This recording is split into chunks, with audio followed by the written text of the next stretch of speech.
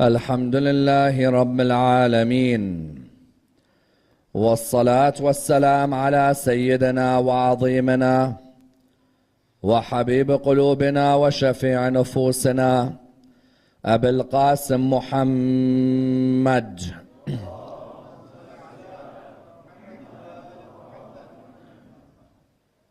وعلى أهل بيته الطيبين الطاهرين وأصحابه الغر الميامين. الحمد لله الذي جعلنا من المتمسكين بولاية سيدي ومولاي علي بن أبي طالب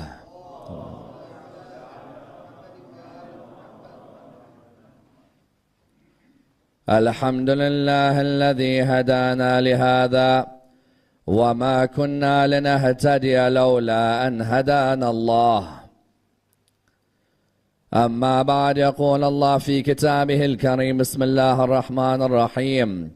يا أيها الذين آمنوا إذا ناجيتم الرسول فقدموا بين يدي نجواكم صدقة. The first of our loud salawat in honor of Rasulullah Muhammad sallallahu alayhi wa alihi wa sallam.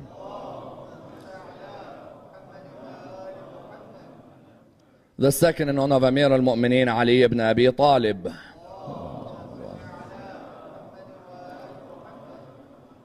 The third, with your loudest voices, in honor of the Imam of our time, Imam Sahib al-Asr wa Zaman. There's a request for the brothers to come a bit closer to the front, please, for those who are coming in. Sallu ala Muhammad wa ali Muhammad. Allahumma salli ala Muhammad wa ali Muhammad. Respected scholars, brothers and sisters, Assalamu alaikum wa rahmatullah wa barakatuh. The discussion concerning abrogation and the abrogated verses in the Qur'an is one of the most important discussions in Quranic sciences, and indeed one of the most fascinating discussions when one examines the revelation of the Qur'an over a 23-year period. A discussion which affects each and every one of our lives. How many times have you looked at a verse of the Holy Qur'an and wondered whether it substituted a verse before it? How many times have you looked at a legal ruling in the Qur'an and wondered whether that legal ruling abrogated a legal ruling before it? How many times have you looked at a verse in the Qur'an and wondered whether that verse's role was to replace a verse that was revealed before it? Many times when we look at two verses of the Qur'an of a similar nature, a question is asked: did this verse come to replace the other one, or did it come to provide more information about the other one? This particular discussion is known as the discussion of the Naskh and the Mansukh, known as the discussion of the abrogated and the abrogating verses. And without a doubt, according to the Imams of Ahlul Bayt, is one of the most powerful discussions when looking at the Holy Qur'an. If you look at Imam al-Sadiq salawatullah wa salamuhu alayhi, Imam al-Sadiq salawatullah wa salamuhu alayhi, what does he state? He states, if a person does not know the Nasikh and the Mansukh and the Muhkam and the Mutashabih, then they do not know the Qur'an and they have no relation with the Qur'an whatsoever. For Imam al-Sadiq to say something such strong words about the abrogated verses is without a doubt something to be taken consideration of, as in when Imam al-Sadiq says, if a person does not know the abrogating and the abrogated and the decisive and the ambiguous verses of the Qur'an, then they do not know the Qur'an and they have no relationship with the Qur'an. If you were to ask many Muslims about the topic of abrogation, many will not know what exactly the topic of abrogation is at all.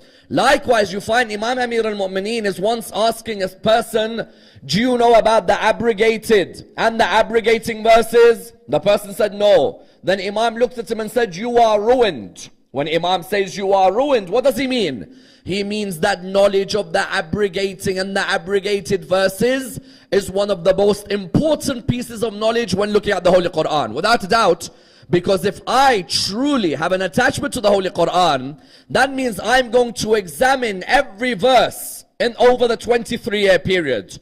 I'm going to ask, was this verse revealed over that verse? Was this verse revealed to replace that verse? Was this law revealed to replace that law? Because there are many times in the Qur'an where you feel that a law came to replace another. For example, if you were to look at the verse of alcohol, which we discussed a few nights ago, you find at the beginning Allah subhanahu wa ta'ala said what? Don't approach salah while you are intoxicated. But then later on Allah subhanahu wa ta'ala says, they ask you concerning alcohol, say that its disadvantages outweigh the advantages. Until at the end Allah completely forbade alcohol. When someone looks at that, the question that arises is that what is the abrogated and what is the abrogating? A verse which is abrogated is known as a mansukh verse. The abrogating or the abrogators were known as what? The Naskh. The act of abrogating is known as Naskh. Therefore, whenever you examine the Qur'an, if you see a discussion concerning abrogation, the question of that discussion is that were there verses that came to replace previous verses? Someone asks if there were verses that came to replace previous verses. Then what's the point of having those previous verses if they were later going to be taken over by another verse? And indeed, this became the subject of discussion of many great scholars. As in the first 4 centuries of the religion of Islam, so the first 400 years after Rasulullah died, there were 18 books alone written on this topic, about the abrogation of the Qur'an. This topic attracted so much attention from scholars that you would find scholars of every school in Islam. If you went to, for example, Tirmidhi, he wrote on this. Ahmad bin Hanbal wrote on this. You find, for example, later on, Suyuti wrote on this. Ibn Hazm al-Andalusi has the oldest treatise on this issue of the Nasikh and the Mansukh. Even in the school of Ahl al-Bayt, scholars like Ayatollah al-Khoi, or indeed the great scholar by the name of Ma'rifat, have written extensively on this issue. Because they recognized when Imam Ali ibn Abi Talib tells a scholar, do you know about abrogation? And the scholar says no, and Imam Ali says to him, then you are ruined. How important is abrogation that Imam Ali says a person who doesn't know about it is ruined?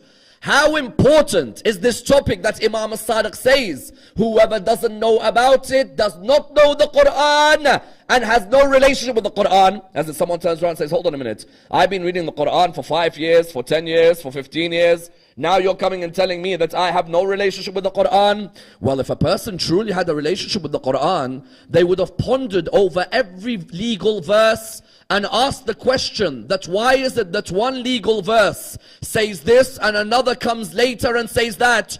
Had we as Muslims pondered over this Qur'an, we would have seen a constantly evolving book meeting the intellectual needs over a 23-year period. But what did the Qur'an become for us except a book that we recite, hoping that there's barakah for us on the day of judgment without pondering over it? The discussion therefore of the Nasikh and the Mansukh is a discussion that doesn't just relate to the 1,400 years ago, but rather is a discussion that relates to our time today. That if Allah subhanahu wa ta'ala during the time of the Prophet recognized the needs of his ever-evolving nation, then has Islam recognized the needs of its ever-evolving nation today?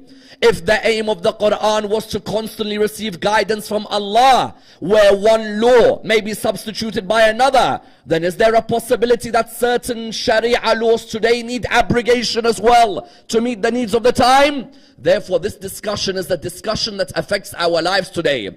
And I'd like to dissect this discussion in the following stages. Number one, if Allah brings a law to replace a previous law, does that mean he has limitations in his knowledge? Number two, what are the conditions for abrogation? And can anyone read the Qur'an and claim this verse abrogated that? Number three, can a verse be abrogated, or is it just a ruling that abrogates another ruling? Number four, why then keep these verses in the Qur'an? Why not delete them once they've been abrogated? Number five, what is the importance of theological abrogation in contrast to legal abrogation? And what examples are there where Allah changes the plan which the human thought he had already planned? Let's examine this and seek to dissect the topic in complete depth. When a person says a verse which was a legal verse came to substitute a previous verse, the question arises as to the knowledge of Allah subhanahu wa ta'ala. Naskh means what? Naskh means that which replaces or that which substitutes. If you look within the Qur'an, Allah has mentioned the word naskh on numerous occasions. For example, Allah mentioned in Surah 2 verse 106, مَا نَنْسَخْ مِنْ آيَةٍ أَوْ نُنْسِهَا. Yes? نَأْتِي بِخَيْرٍ مِنْهَا أَوْ مِثْلِهَا. What does Allah subhanahu wa ta'ala say? He says, we do not replace a verse or cause it to be forgotten, except that we replace it with a verse that's better, yes, or like it. Notice the ayah doesn't say, مَا نَنْسَخْ مِنْ آيَةٍ or what? نُنْسِهَا. We do not replace a verse or cause it to be forgotten, except, yes, نَأْتِي بِخَيْرٍ مِنْهَا أَوْ مِثْلِهَا, except that we bring one that is better than it or like it. The word naskh means what? The word naskh clearly means the idea of a replacement. Likewise in Surah 22 verse 52, when shaitan, Allah says that whenever shaitan tries to affect the prophets, فَيَنْسَخُ اللَّهُ مَا يُلْقِي الشَّيْطَانِ, Allah replaces or cancels what shaitan tries to do. Therefore, the meaning of the word naskh was the idea of replacing or the idea of cancelling something. The original definition was what? مَا نَنْسَخْ مِنْ آيَةٍ أَوْ نُنْسِهَا نَأْتِ بِخَيْرٍ مِنْهَا وَمِثْلِهَا. The question arises, if Allah performs naskh, meaning that He gives you a law and then that law is later replaced, does that mean that Allah's knowledge is limited? Because sometimes people ask the question that why didn't you just put that law in the first place? Why did you first give this law and then later in the Qur'an you brought another law? If we take the example of alcohol, why, Ya Allah, did you later say it's haram? Why not from the beginning just say it's haram? People looked at that and what did they say? They said Allah therefore's knowledge is limited. Allah doesn't know what's going to happen in His community. He keeps making up things in the Qur'an as He sees His community move. On the contrary, Allah subhanahu wa ta'ala's knowledge is not limited at all. No. We have got the wrong impression of the meaning of the idea of naskh. Allah subhanahu wa ta'ala, when we call Him Rabb al-Alameen, Rabb means the nourisher, correct? He nourishes His creation and brings them up and educates them, correct? Allah subhanahu wa ta'ala, when He gave us a verse and then it was overridden by another verse, the problem wasn't with Allah, no. Rather, Allah was giving us doses in order to be able to culture our new community. Allah subhanahu wa ta'ala is like that doctor. When you go to the doctor gives you the whole dose straight away. Or the doctor tells you, listen, take these doses in small quantities, yes? I'm going to give you these doses. Every 6 hours, take this dose.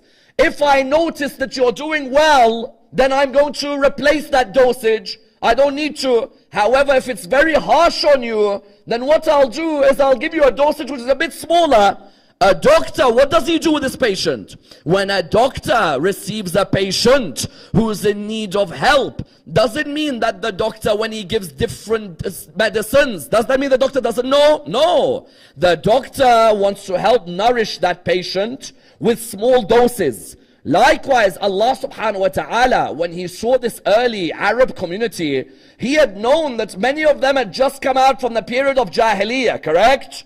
Therefore, He knew that I can't straight away give them an ayah of the Qur'an which completely changes their culture. What I'll do is that in doses, I'll provide them with ayahs. Because someone turned around and said, what?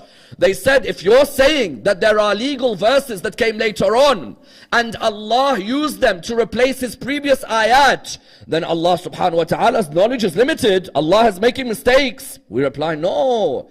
To us, those verses are abrogated.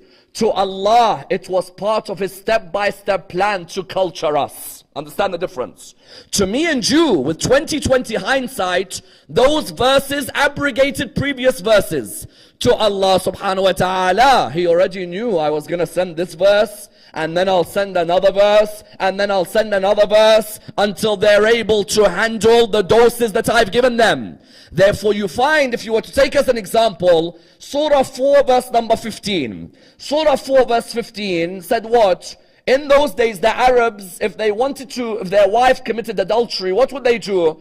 They'd confine their wife to the house until she dies. So you look up the door, yes? Until she dies, in that house you confine her. Allah subhanahu wa ta'ala in Surah 4 verse 15 it said yes, you confine the lady who commits adultery to the house until death, unless Allah shows another way. When He says unless I show another way, what does that mean? That means that unless there is another avenue which is going to be opened in order that that law when a woman commits adultery is removed. Which avenue did He open? Surah 24 verse 2. When Allah spoke of الزانية والزاني فاجلدوا كل واحد منهما 100 جلدة. What did Allah say? He said the adulteress and the adulterer, what do you do to them? You whip them 100 whips or 100 lashes. What you found here was what? The Arabs in their culture, the lady who commits adultery is confined to death in the house. Allah subhanahu wa ta'ala knows that's not their culture, but then later on an opinion of the scholars is what? Is that the verse is abrogated with what? A verse is abrogated with 100 lashes. The scholars on this area differ. On which point? The scholars differ on this area as to how many incidents are there of Naskh in the Qur'an. What do we mean? You see, if you were to look at the scholars of Ahl Sunnah and the scholars of the Shia, they differ as to the number of times abrogation has occurred within the Qur'an. For example, Suyuti believed there were 21 incidents of abrogation within the Qur'an. Suyuti, within the Itqan, lists 21 verses which have abrogated previous verses. You find, for example, Shah Waliullah said how many? 5. Ma'rifat said how many? 12. Ayatullah al-Khu'i said how many? 1. In Ayatullah al-Khu'i's opinion, there was a strict criteria before a person looked at which verses abrogated the previous verses. Please understand this delicate point. Because if you give it to any Muslim now, any Muslim can pick up the Qur'an, they'll pick me a random ayah, they'll look at another ayah, and they'll say, you know what? How do I know this ayah didn't overtake that ayah? As in sometimes when you look within the Qur'an, you may see a legal verse, then you see the same topic in another part of the Qur'an. And you think to yourself, well, how do I know that that legal verse has not overtaken the other? In the school of Ahl al-Bayt, we have a rigid criteria when it comes to this issue. In which way? In the school of Ahl al-Bayt, the criteria for knowing if an abrogating verse has abrogated a verse previous to it, the first criteria without a doubt is to look at the words of the Holy Prophet and the Ma'sumin. No doubt. The Holy Prophet and the Ma'sumin, you look and see, did they say that this ayah abrogated a previous ayah? If the Prophet and the Ma'sumin have said that ayah 58:13 came to abrogate ayah 58:12, then yes, we say that clearly. If an Imam of Ahl al-Bayt has said one ayah came to replace another, then we stick by the one that's been what? The one that's replaced the previous.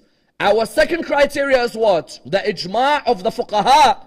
Because when I want to know, say I don't find the Imams of Ahl al-Bayt mentioning this, we look for the scholars, Shaykh al-Kulayni, Shaykh al-Mufid, Shaykh al-Saduq, Allam al-Hilli, Muhaqqiq al-Hilli, Shahid al-Awwal, Shahid al-Thani. We look for them. We see what are they saying. Has that verse been replaced? Has it continued? Is the ruling still applicable? Or did a new ruling come over and replace it? Number 3, and importantly, we have to also make sure that we understand what?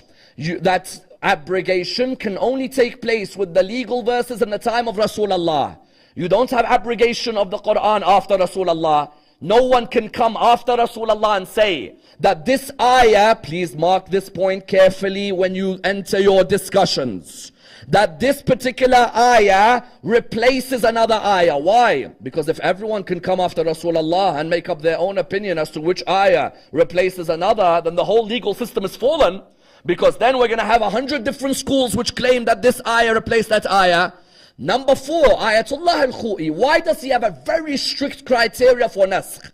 Ayatollah al-Khou'i said, in contrast to Ma'rifat, and both of them are our great ulama, Ayatollah al-Khou'i said, a verse which has been replaced by another, if Naskh has truly taken place, please understand this point, if Naskh has truly taken place, then what has happened is that they've acted on the first verse, then Allah has stopped them from acting on the second verse. Please understand this point.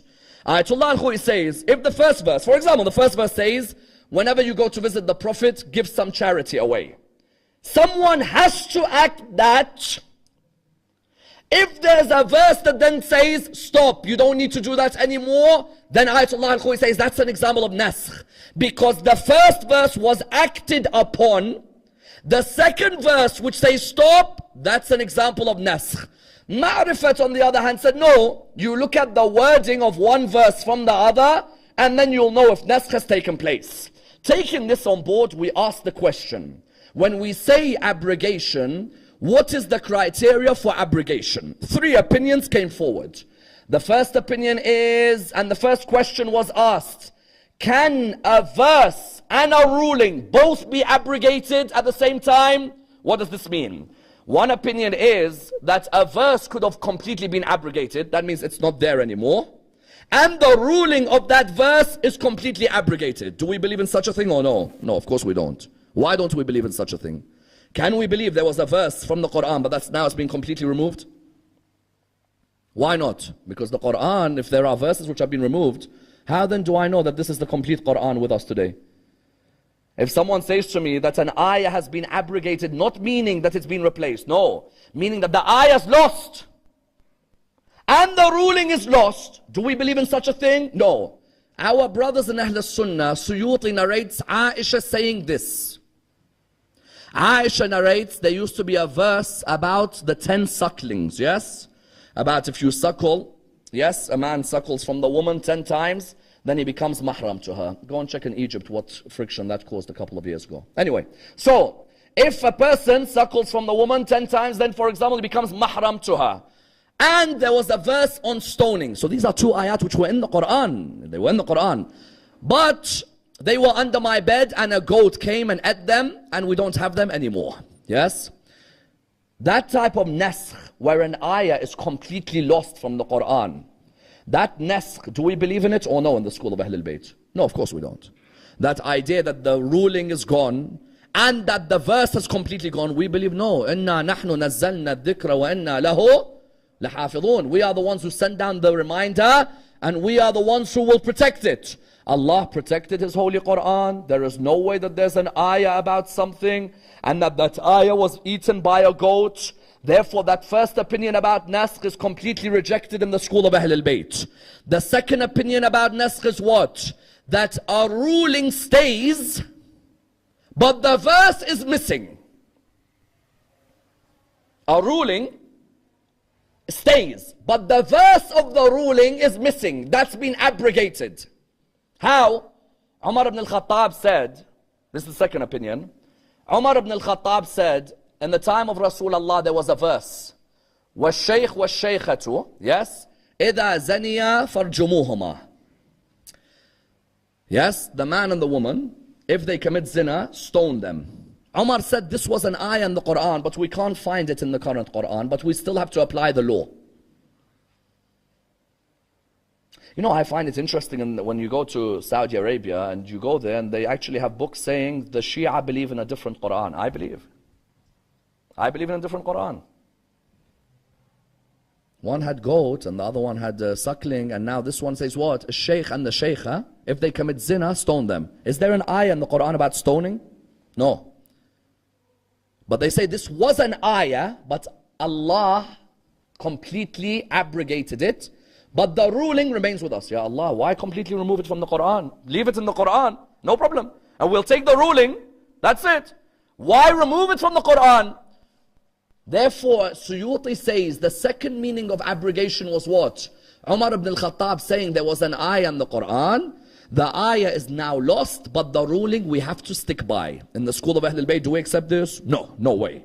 That you don't stick by a ruling on a verse of the Qur'an that was there and disappeared. What do you mean disappeared? Allah can't protect His holy book? Allah subhanahu wa ta'ala, His holy book, He can't protect it. If there's an ayah from the Qur'an, it disappeared, we have to stick by the ruling. If you go to anyone now, you could say to them, you know what, there was an ayah, but it's not there anymore, but this is the ruling. And now we'll have havoc in our legal system. Everybody will start bringing up verses of the Qur'an which claim to be there, but were completely missing. That's why even another school said what? There was a verse which says, Al-walad lil-farash, which means what? That the boy who comes from zina, he is to what? He is to his parents, but the adulterer is to be what? The adulteress or the adultering parent is to be stoned. They said that this was also an ayah, but what? That ayah is now missing. Even that's not an ayah. That is something that is not part of the Qur'an at all. Therefore, the second opinion was what? An ayah may be abrogated, but the ruling has to remain. We reject that as well. The third opinion is what? The opinion of the school of Ahlul Bayt. A ruling in a verse in the Qur'an replace another ruling in another verse of the Qur'an. What do we mean? In the school of Ahlul Bayt, our belief in abrogation is what? Our belief in abrogation is that you may have a certain ruling. Allah subhanahu wa ta'ala decides that a new ruling will come in to replace that previous ruling. For example, if you look in the Qur'an in Surah 2 verse 240, at the beginning of Islam, when there is a widow in the community, her iddah used to be 1 year. Surah 2 verse 240. The iddah of a widow at the beginning was 1 year. The maintenance for a widow was for a year. Yes? Her maintenance was for a year and her iddah period was for a year. Among some of the scholars of Ahlul Bayt, Surah 4 verse 12 abrogated Surah 2 verse 240. How? Surah 4 verse 12 said, the iddah for a widow is now how much? Who could tell me, what's the iddah for a widow? Iddah for a widow. 4 months and 10 days. In Surah 2 verse 240, it said the iddah for a widow is a year. Surah 4 verse 12 came and said, hold on. Now that that's your culture and custom you were used to in Arabia, no, we have to replace this with a new law. Did Allah not know? No, Allah wanted them to be accustomed to the laws of Islam. Then He helps them develop. He nurtures them into understanding what the role of each of them is in society. The iddah from being originally a year for a widow, the iddah became how long? 4 months and 10 days. How about maintenance for a widow? Is it fair that if a lady becomes a widow at 45, is it fair that you maintain her only for that 1 year? Is that fair? No, it's not. So in Surah 4 verse 12, the maintenance became what? A quarter of the share of her husband's estate. Of course, if there aren't any others who are within the family, a quarter of the shares of the husband's estate.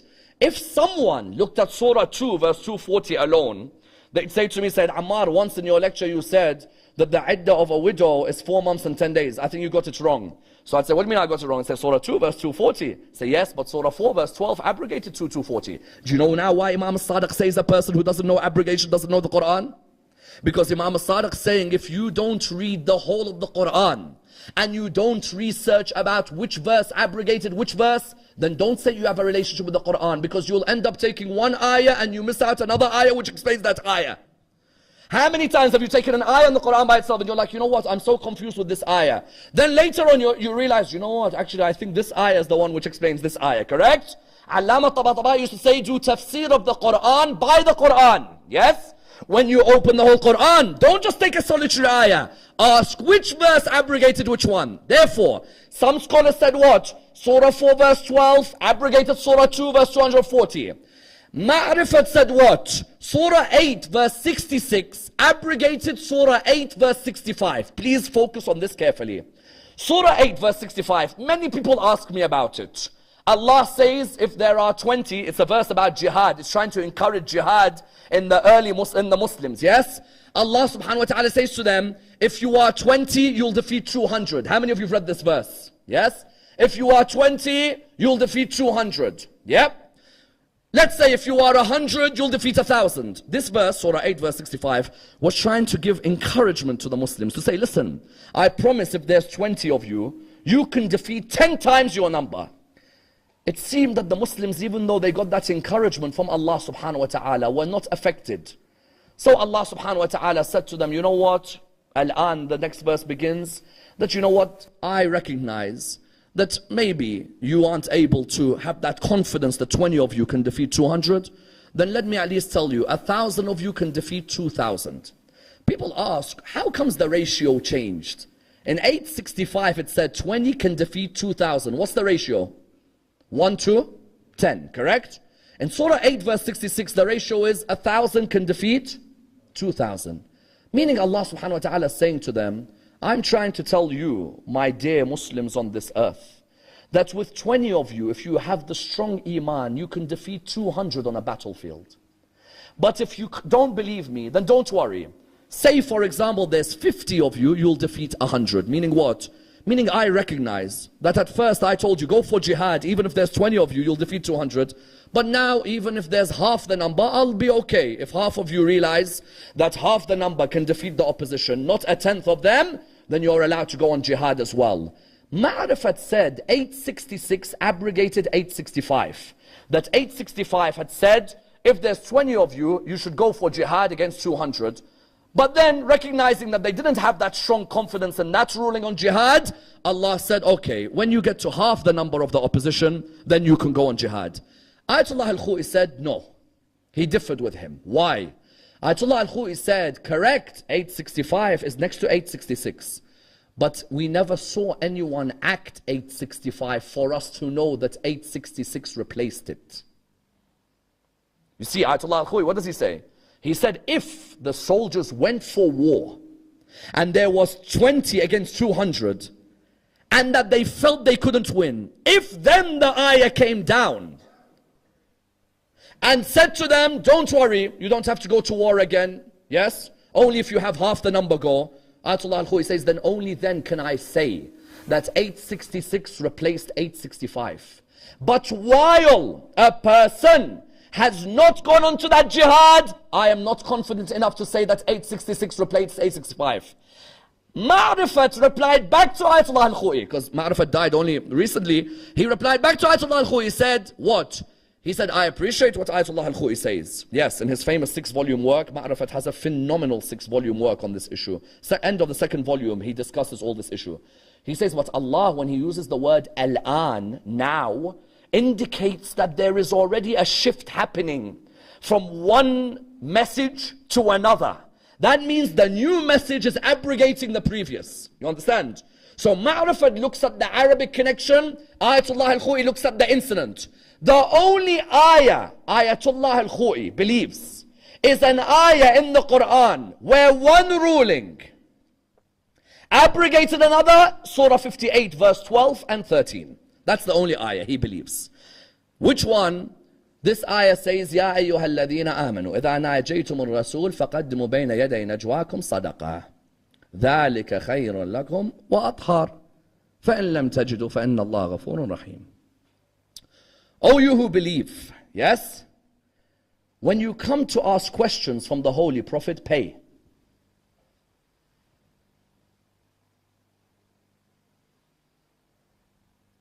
The Arabs, the Muslims, would come and sit with Rasulullah all day. Because they know he's a man of knowledge, correct or no? What is he a man of? Knowledge. When you meet men of knowledge, you want to be around them the whole time, don't you? Unless you're asking stupid questions. Rasulullah is a man of knowledge. These Arabs would come, Ya Rasulullah, where's my mom right now? Well, your mom's passed away. Yeah, but where is she? He's like, Allah knows. Where's my dad? Allah knows. When's the day of judgment? Allah subhanahu wa ta'ala is the only one who knows. They wouldn't leave him to rest. Never. Allah subhanahu wa ta'ala was not happy that the Holy Prophet was doing this for free. No way.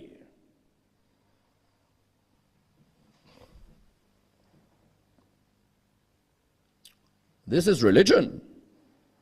Surely the Holy Prophet would have to give knowledge for free. You're giving Islamic knowledge, should be for free. Surely your Lord will not make you charge. Because a man of knowledge is not meant to charge.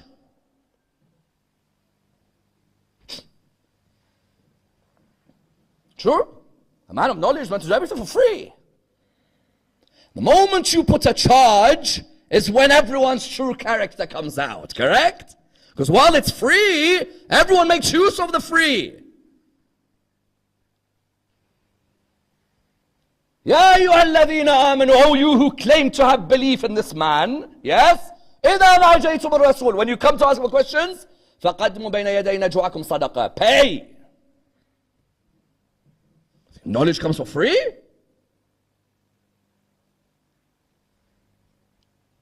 No, wait. It's got to come for free.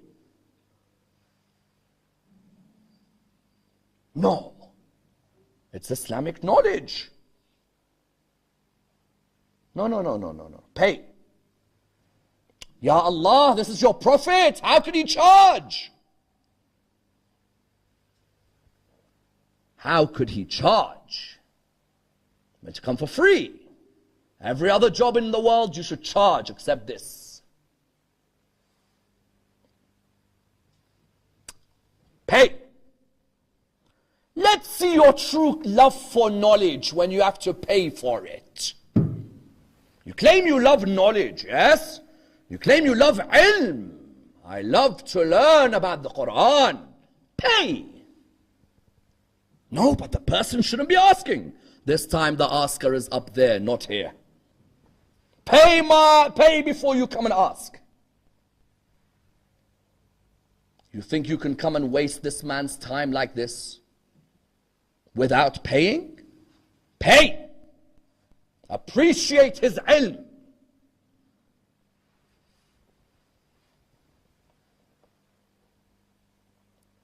So, only one man did it. It's beautiful, isn't it? The real test for a lover of the message of Islam is whether they're actually willing to pay for their own spiritual benefit. When it's free, everybody's running. The moment you ask to pay, everyone starts saying, why do they charge?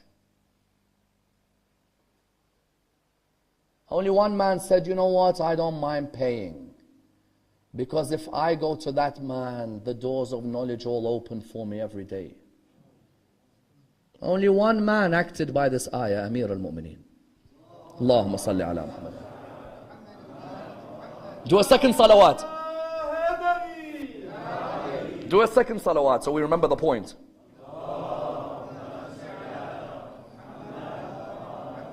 And a third salawat, inshallah.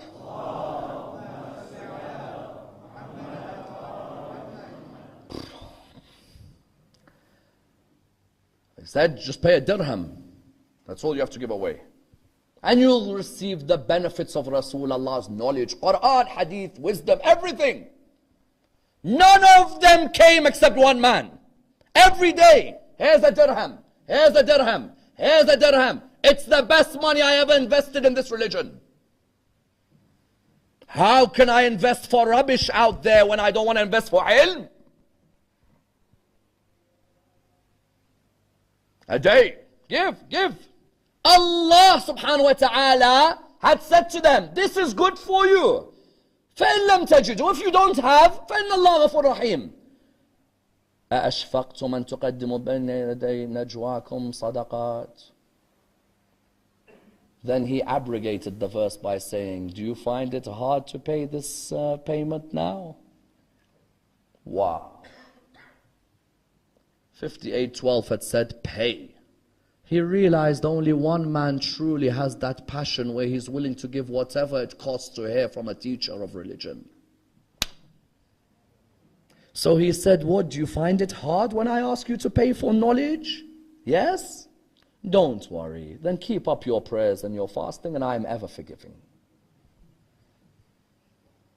Oh Arab man, don't be stingy with your money.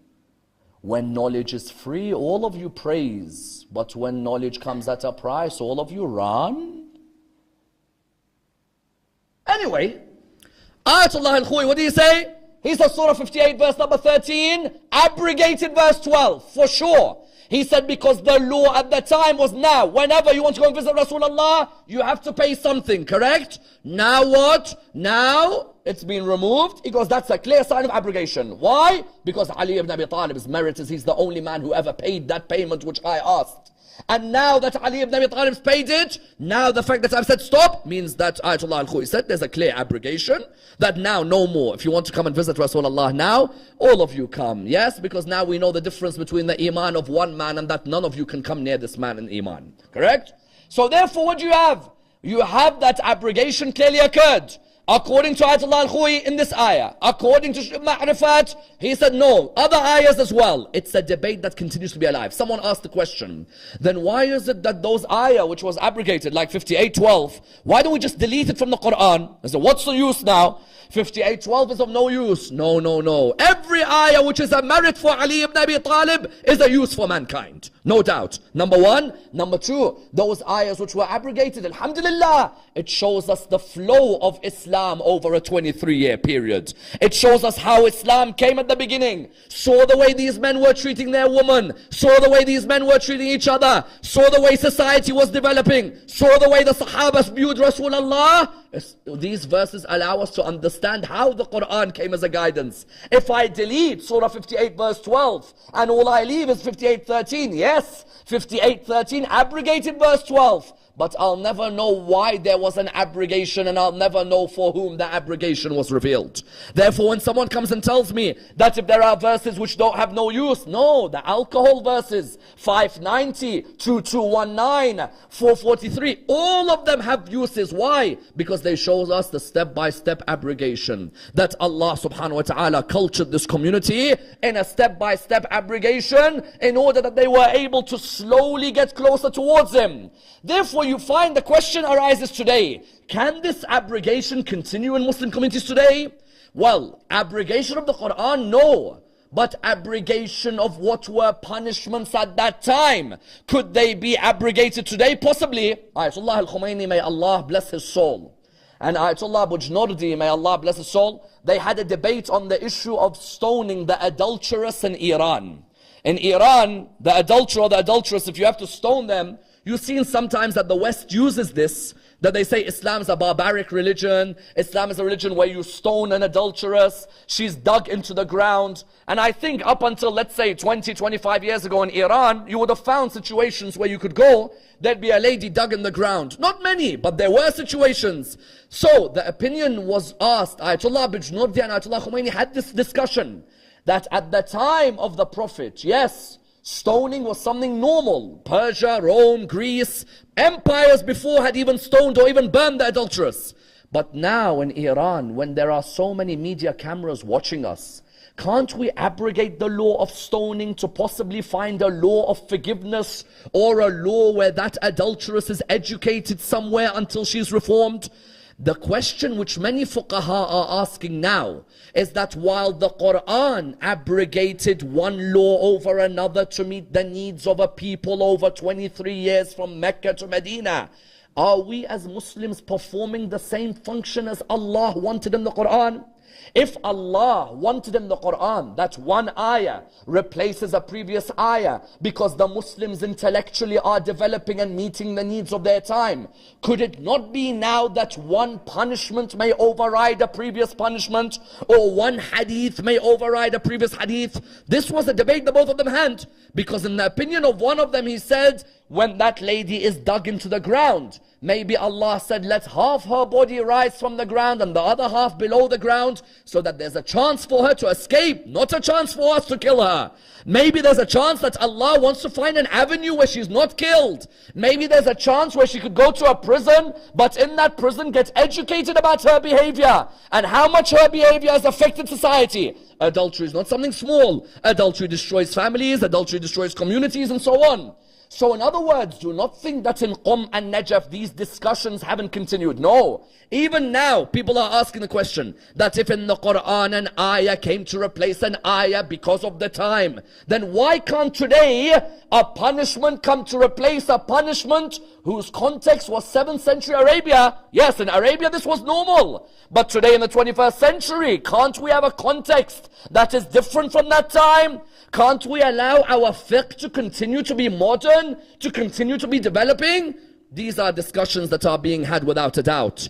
And these are discussions which all of you should have. That all of you who enter legal studies, study fiqh, go and see what are the current debates, study the Qur'an, make theories from the Qur'an. If in the Qur'an Allah gives a law, then replaces it, then why not look for new theories in Islamic law as well? Islam and the Qur'an are not something dead. They are meant to be alive in the heart of every Muslim.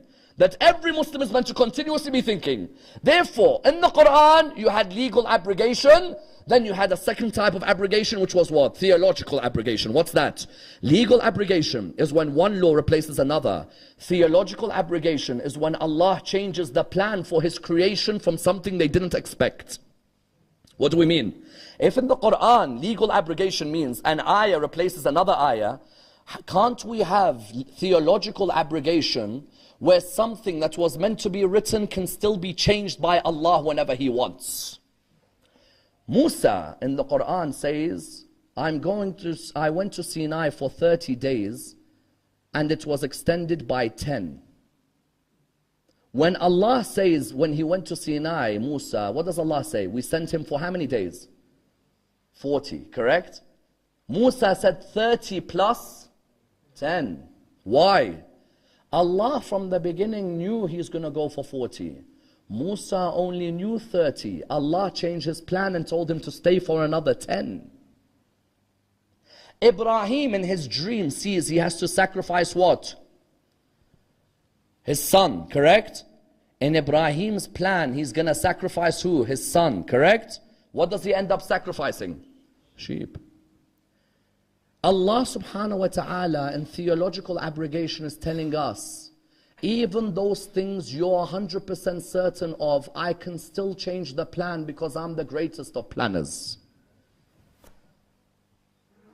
If now my death is written that I'm going to die at the age of 70, can that change or no?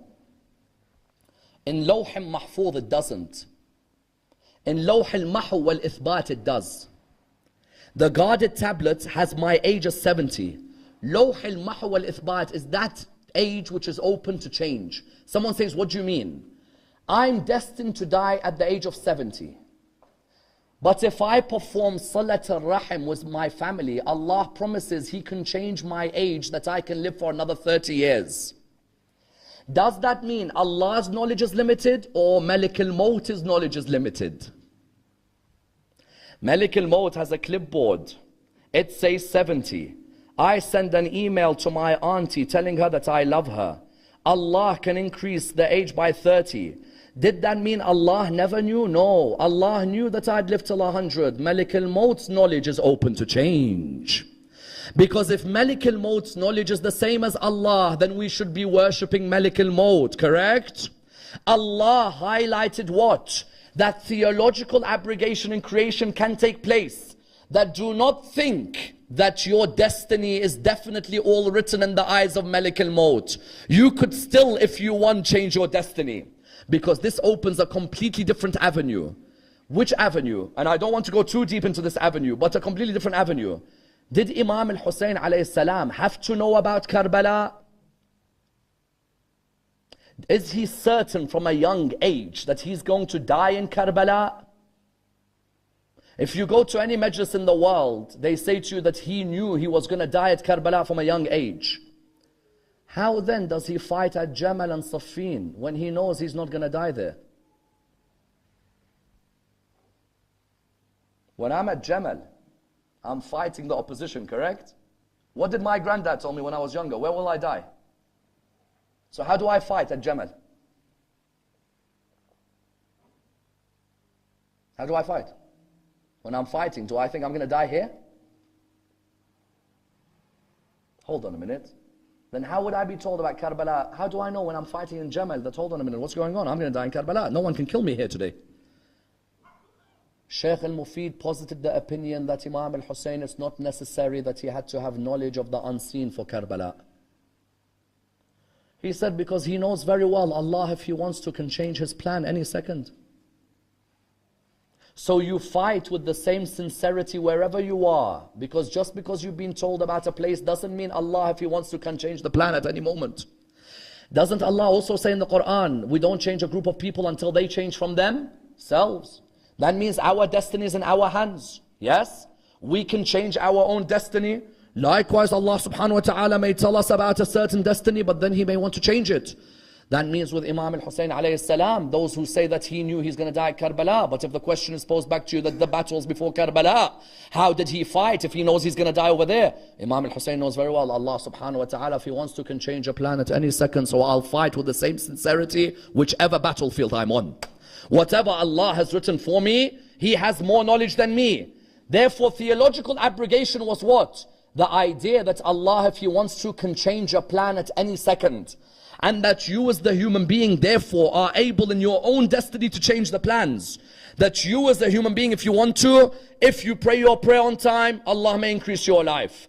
If, for example, you maintain Salat al-Rahim, Allah subhanahu wa ta'ala may also increase your life from the span that's been given. For Rasulullah would say, whoever performs Salat al-Rahim, Allah will change the date of their death from what's written by a possible extra 30 years. And whoever doesn't perform Salat al-Rahim, Allah subhanahu wa ta'ala may reduce the age of their death from what the angel of death has by up to 30 years.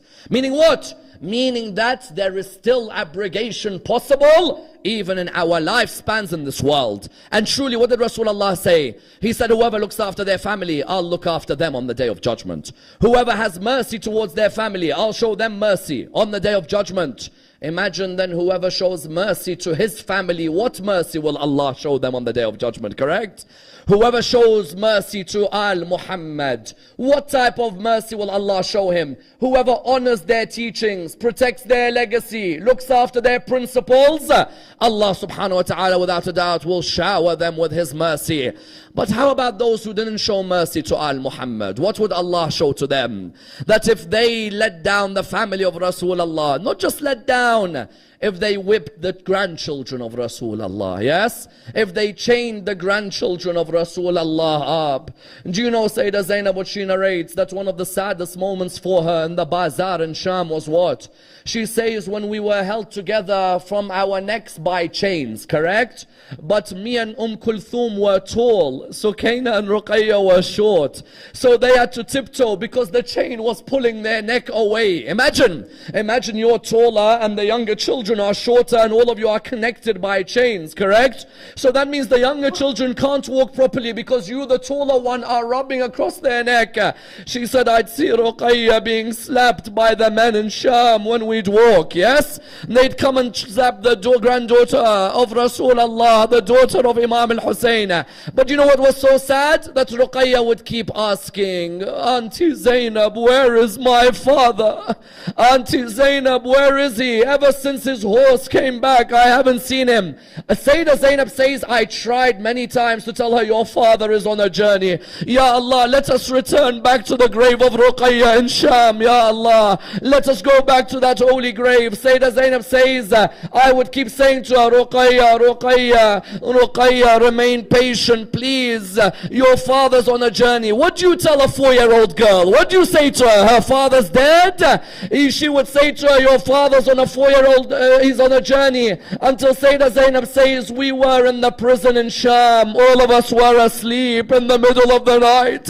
She said, all of a sudden we hear a scream. I wake up from my scream. I see Ruqayya crying. I said to her, Ruqayya, what's wrong? She said, I want to see my father, Abu Abdullah. Those of you who have 4-year-old grandchildren, imagine the feeling. How is it when your granddaughter begins to cry in front of you? She said, oh I want to see Abu Abdullah, my father. I just saw him in my dream. My auntie, I saw him. He said to me, come back to me, Ruqayya, come back. Yazid soldiers, they heard a scream. They came to him. They said to him, Master, there is a girl who's screaming. He said to them, why? They said to him, because she wants to see the head of her father. He said, very well, take the head of Hussein and show the girl. They put the head of Imam al-Hussein in a bowl, and they brought it to Ruqayya. Ruqayya looked towards the bowl. She said, I'm not hungry. I'm not hungry. I don't want to eat. They said to her, it's not food. She said, then what is it? She removed the bowl and she saw the holy head of Abu Abdullah in front of her. But the words that she said really hurt the heart. She said, oh Father, who dyed your beard with all that blood? Oh Father, who severed your neck from your body? Oh Father, who's there for the orphans of Al-Muhammad after you? She fell on her father's head. She fell unconscious. Sayyidah Zainab turned round to Imam Zain al-Abidin. She said, Inna lillahi wa inna ilayhi raji'un. Imam Zain al-Abidin looked at her and said, what is it? She said, Ruqayya has died. And that moment, you know what the narrations say? Imagine the fathers who are here. You have the young children. Imagine your young daughter sees your head in front of her. She had passed away. Sayyidah Zainab took her to a lady. The lady looked at her. She said, how can I help you? She said, can you wash the body of my niece? So the lady said, no problem. The lady went away. She came back a few moments later. She said to her, Zainab, there's an issue. She said, what is it? She said, I can't wash her body. Zainab said to her, why? She said, I see blue marks on her body. Oh Zainab, did she have an illness before she died? Sayyidah Zainab said to her, no. She said, then what is it? She said, those are the whips of Shimr bin al-Jawshan on her back. Further than that, Sayyidah Zainab narrates, I returned back to Karbala on the 40th. She says, when I returned back to Karbala, the narrations mention from Imam Zain al-Abidin that she walked towards the grave of Imam al-Hussein. She said to Abu Abdullah, I looked after all the trusts, but I left Ruqayya in Sham.